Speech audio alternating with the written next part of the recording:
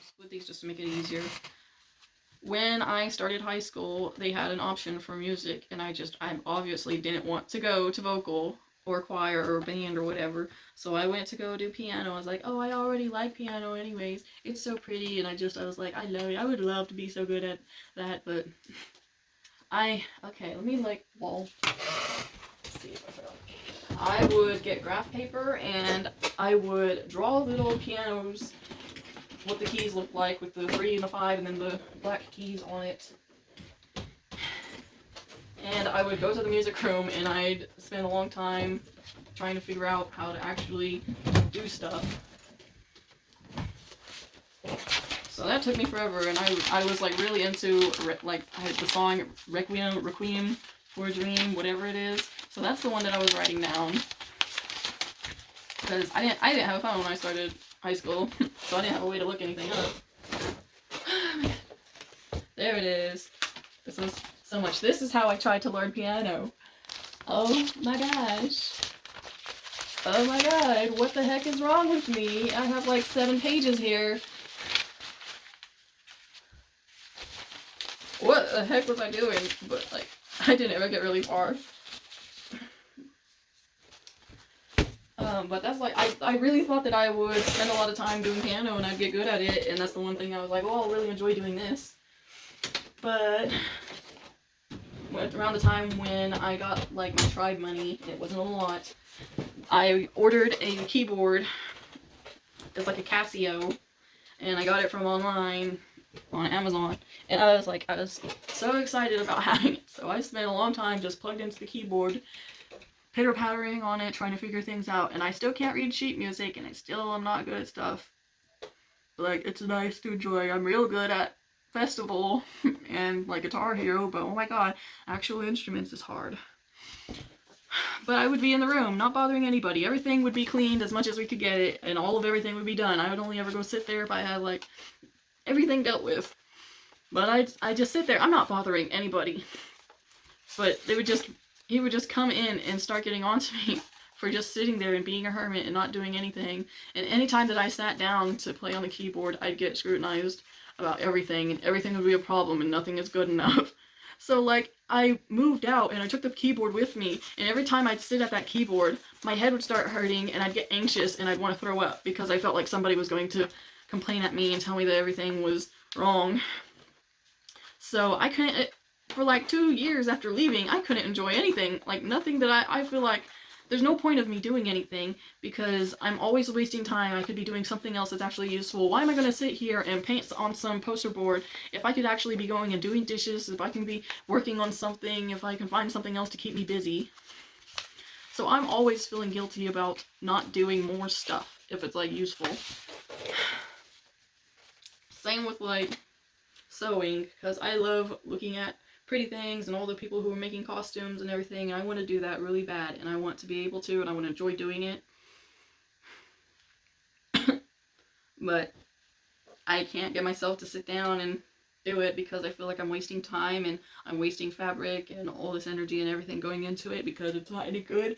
So why would I do that? But then it's also the same mindset of if I had a bowl of something and it wasn't good, or I made a bunch of food and I just didn't enjoy it, I would guilt myself into not wasting it. But it's so hard to actually get out of my own way and do stuff that I want to do. Because I would like to just go skating. I'd like to be able to go to the fair, but probably not actually ride anything because that's crazy that they put it up in a week. But I was thinking about going and skating, and he found one of those little grasshopper cruisers with the levers on it, and he couldn't fit, but I could fit on there. So I got down, and I sat down, and I started freaking pedaling up and down the street, and I'm like, there is no reason for me to have this, because am I just going to put my kids down for a nap and then go outside in the middle of the day and pedal up and down my street? There's no reason for me to do that. I'm not going anywhere. Why would I just leave them here? That's crazy. But I enjoyed it so much for the like couple up and downs that I was able to do, and I was getting tired, and I was like, wow, this is cool. I really like this. But we just gave it to the other nephews, and I'm like, man, I really wish that I could enjoy that bike. Oh my god. Anything else? Just the grilled cheese. We were smaller at the same time with corn dogs. We didn't know how to make grilled cheeses, and the only thing I remember is like the Disney show where he's like, well, you gotta put bread on it. So in my head I'm like, bread, cheese, and then I just microwaved it, and it was so bad. Microwave cheese sandwiches are so bad. Oh my god, they're so nasty.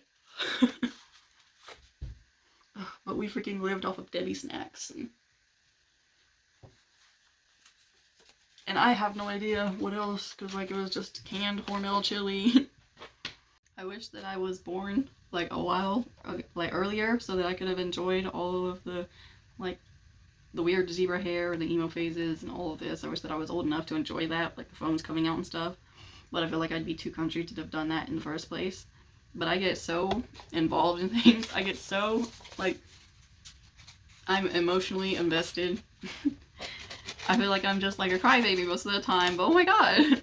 I first read this book in like 4th grade, and I really hated the cover of it because it's just a guy who's shirtless, wearing some jeans, and has some tattoos on him, and I'm like, this is cringy. What the heck? I don't remember why I picked it up, but I was just like, I need the points. I'll get 20 points for reading this book. But I started reading it, and I was like, oh my god, it's so good. This is the best book ever. So I carried it around. It was a thick book. I don't have it in here with me, but I have like a whole collection. It was a fat chapter book, and I haven't read anything for a long time, but I blasted through the entire thing. That whole year, I just carried around like 3 of the same books, going through them because I'm like, I might finish this one today, so I have to have the other 2 just in case. So my backpack weighed 40 pounds every day because I carried them around, and my notebooks, and my textbooks, and everything that I had, and probably a Chromebook at the same time that I had to borrow from the school. Oh my god, I talk so much. But I love those books. And it's like, I feel like I was just very emotional at the time, but like anything that I got into, I got really into. I was watching like Sword Art Online, and I was like, ah! It hurt my feelings and everything. I was just like, I miss like feeling so much for something. But these books, I went through and I finished off the entire series, I assume, because it like ended off with the Heavenly Fire one. So I was like, oh, she has other ones that she's wrote, but I don't think that there's any way that these could be better or as good as this one. So I started reading it, and the other one, it was like, oh, this is boring. They talk so much. I don't want to read this. So I spent a while after that, like a couple months avoiding it, and then I went back to it because it was bothering me that I didn't finish it. And I finished that book. Oh my god, and then I was like mad at myself because I was like, how dare you keep on reading, because now this book is better than those other ones. What? I feel betrayed. But I haven't been able to find anybody who freaks out about it as much as I have. Otherwise I would just sit there and just scream at each other and be like, I know, right? And this, I know, right? But I love those books so much. It affected me so bad because I read it at like a perfect time. I was in 7th grade whenever those 3 was like in my peripheral. I love those books. Those are still my favorite books. I feel like, and I'm so worried that if I go back and reread them that they're actually not going to be as good as I remember. So that's not going to happen. I'm just going to have fond memories of it because I don't even have time to read it anyways. But it's the same time that I was still writing everything. So I'm like 12, 7, 19. I freaking love the Infernal Devices so much. I almost started crying again. I love the way he loved her so much and how much she loved him and was so happy that they got together at the end. I love how he always says something stupid and weird and how they all react to it.